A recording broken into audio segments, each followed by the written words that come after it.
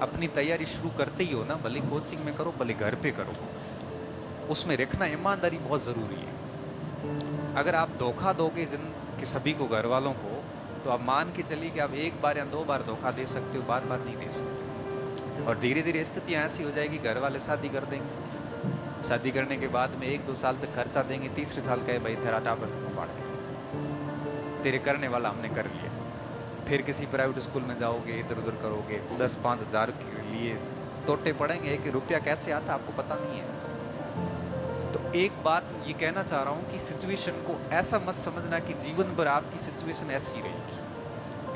आप बहुत सौभाग्यशाली लोग हैं कि आप यहाँ तक पहुँचे हैं। यहाँ तक का मतलब कोचिंग सेंटर की बिल्डिंग तक नहीं कह रहा हूँ, यहाँ तक का मतलब ये है कि आपको एक अपॉर्चुनिटी मिल रही है और आपके घर वाले आपको पढ़ाने के लिए तैयार हैं। वो ये कह रहे हैं कि बेटा पैसे की चिंता मत करना, रहने करने की चिंता मत करना, कहाँ से भी करेंगे हम अपने आप करेंगे, तो तेरे दिल लगा के पढ़ाई कर, यही शब्द कहते हैं घर वाले।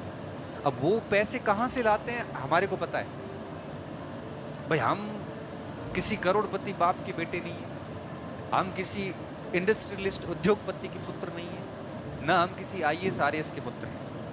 हम सब ऑलमोस्ट सारे ग्रामीण परिवेश से आए हुए किसी न किसी किसान परिवार से संबंधित हैं, और हमें अवसर बहुत कम मिलते हैं। और मैं मानता हूं कि अगर इन अवसर को बना दिया जाएगा तो जीवन में हमेशा अपने आप पे गौरव होगा।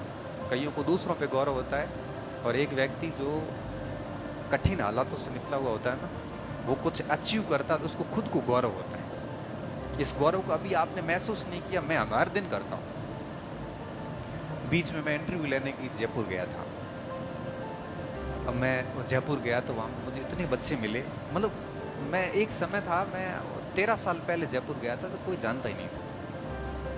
अभी जब 13 साल बाद अभी 1 महीने पहले गया था तो स्थिति ये थी कि होटल से लेके कोचिंग सेंटर जहाँ जहाँ गया ना, मुझे कोई न कोई बच्चा ज़रूर मिला, सर नमस्कार। क्यों?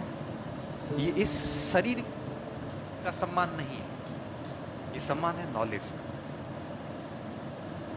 आप जितना अर्जित करोगे, डॉक्टर भीमराव अम्बेडकर क्या कह के गए? भीमराव अम्बेडकर को मानने वाले और पढ़ने वालों को एक बात पता है, उन्होंने कहा था कि जो ताकत इस किताब में है ना, वो ताकत इस दुनिया की किसी से नहीं, और इसमें जितना डूबोगे ना, लोग उतना आपको ऊपर उठाते जाएंगे। कहने का साफ मतलब है कि इस मौके को जो आपको मिल रहा है, मौका मिला है कॉलेज के अंदर आपको मिला। भारत के अंदर अगर आप आंकड़े देखोगे ना, मुश्किल से 2% बच्चे कॉलेज शिक्षा तक पहुंचते हैं, मुश्किल से 2% बच्चे, हजारों बच्चों को शिक्षा मुहैया नहीं होती है, और आपको मिल रही है, ये बहुत बड़ी बात है। एक दिन भी खराब ना करें, और अपने आप को पूर्ण रूप से अगर पढ़ाई में समर्पित करोगे ना, 2 साल के बाद ऐसे रिजल्ट निकलते हैं, इसकी कल्पना हमने कभी की नहीं। मैं खुद बैठा हूं आपके सामने, 10th के अंदर बड़ी मुश्किल से पास हुआ है। 49% कोई बहुत ज़्यादा प्रतिशत नहीं होती, सही कह रहे हैं। आज की तारीख में हम कॉलेज में भी एडमिशन कर रहे हैं ना, तो 80-85 से नीचे तो कॉलेज में एडमिशन नहीं हो रहा है। फिर 12th करी तो उसमें भी परसेंटेज इतने ही थे, ठीक है, 12th में फिर भी फर्स्ट डिवीजन बन गया। बहुत एक औसत विद्यार्थी रहा हूँ मैं हमेशा से। फिर आज मैं 3 सब्जेक्ट पढ़ाता हूँ,